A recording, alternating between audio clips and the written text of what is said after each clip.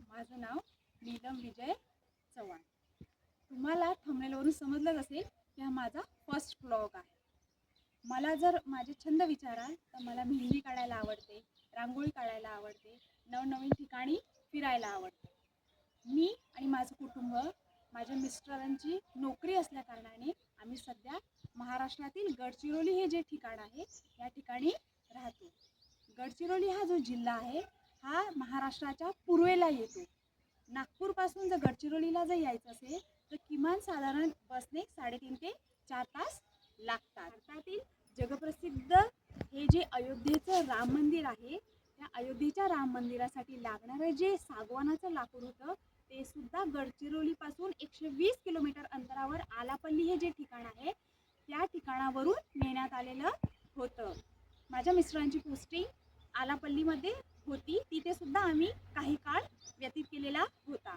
परंतु मुलींच्या शिक्षणासाठी आम्ही परत गडचिरोली शहरामध्ये राहत आहोत.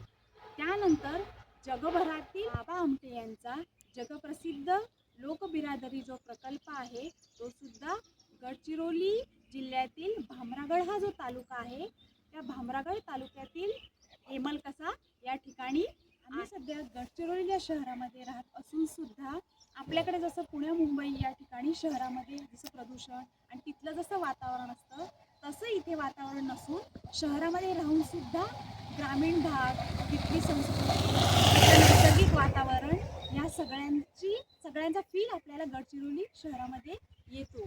इथलं वातावरण सुद्धा खूप सुंदर आणि एकदम छान आहे. सध्या मी गडचिरोली या ठिकाणी राहत असून तुम्हाला गडचिरोलीतील वेगवेगळी ठिकाणं माझ्या ब्लॉगमध्ये तुम्हाला पाहायला मिळतील. आतापर्यंत तुम्ही माझा ब्लॉग पूर्ण पाहिला त्यासाठी तुमचे खूप खूप धन्यवाद. तुम्हाला जर माझा ब्लॉग आवडला तर लाईक करा, शेअर करा, सबस्क्राईब करा.